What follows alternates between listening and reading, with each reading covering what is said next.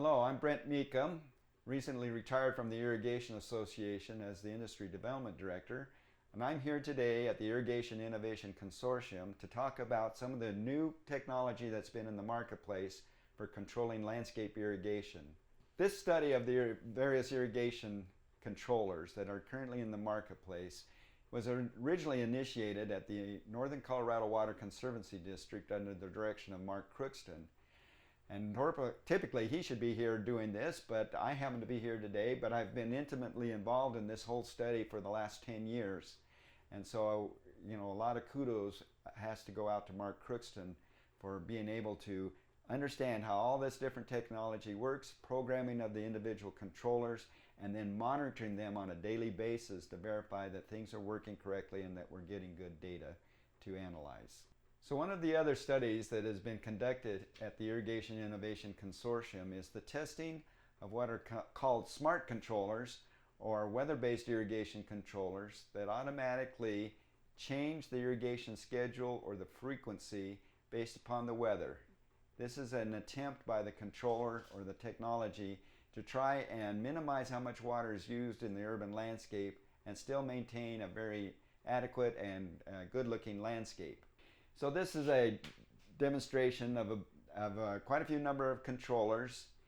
Sometimes we've had them repeated because we're using different weather sources to say how well do they respond to the local weather conditions they get. And so some of these controllers are wired into Wi-Fi, and some of them utilize on-site sensors that help determine the amount of water that's being utilized or should be applied to the landscape. Now, the testing protocol that has been proposed is a little bit different than what has currently been used in the marketplace. The EPA WaterSense program has had a testing protocol for these controllers, and all of these have been tested to that protocol since about 2010. But there are many new innovations that have come along since that time, and we've also wanted to say, is there improvement in the product and how well it's performing? The current testing protocol is actually quite difficult because it includes 6 different landscapes, if you will. So every zone that's being tested is got its own unique landscape with different plant material, different soil type, different types of irrigation that's used to apply, and yet one controller is trying to manage 6 different landscapes and apply the water correctly. And so that's a very challenging test for the technology and the product, because normally they're utilized in a situation where basically you only have one soil type and maybe 2 or 3 types of hydrozones where you have different plant materials but in the same type of soil. So this testing has been going on now for a couple of years. In 2019 we had a complete test that went on, and then in 2020 it has continued to operate and collect data, and so that's been a kind of a unique opportunity to say how well do these controllers perform over time. So part of the test protocol that was established was that this would be a 90-day test. So you could have like spring into the hot summer, or you might have from the peak demand time in the summer going into the fall. And so we were trying to ascertain how well do these controllers really figure out the irrigation schedule. And part of the intent was to say, can we maximize the benefit of rainfall? Can we apply the right amount of water? And can we have what would be deemed an acceptable looking landscape without applying excess water or causing runoff? Because that's where water savings can be achieved, is if we minimize the excess that gets applied. They're all unique. And this is probably one of the challenges for the landscaper in the marketplace, is being able to be familiar and technical enough with every kind of technology that's here. Some of them are very low end. This controller has been in the marketplace for a really long time, but it has an add-on device, so it's measuring the conditions on site.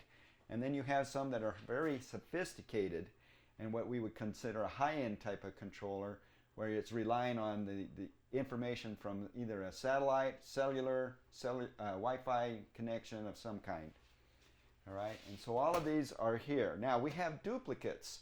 So part of the study that we were doing is to verify how well does an individual controller do a specific site and yet we can access information from various sites in the area, and certainly there should be a little bit of difference, because one of the big issues that happens is that rainfall can be very site specific, and so you can't rely on just one rainfall measurement to cover a wide range. And so that's some of what we've been doing on this, is to look at how does a controller work in various sites that might be nearby to one another but respond to unique conditions for that site. So to quickly summarize the purpose of this study, it really is to validate how well did the controllers perform in a very difficult testing condition, managing 6 different landscapes simultaneously, and then to say which are the best performing controllers. So one of the challenges has been is that while all of these controllers have been WaterSense labeled and certified through the EPA program, it's only a 30-day test, and we want to know, well, how well did they perform over a longer period of time throughout the growing season. There are many municipalities that probably are looking at the idea that it's not just good enough to put on the right amount of water, but also to put the water on when it's actually needed. And that's currently what we're really striving to test, is how well it manage rainfall. Will it really irrigate only when it needs to be, not just changing the few minutes of runtime on a scheduled basis. So it's been very challenging. We have found some great results. I think sharing this with the manufacturers, they can look at their own protocols and algorithms of how their product performs.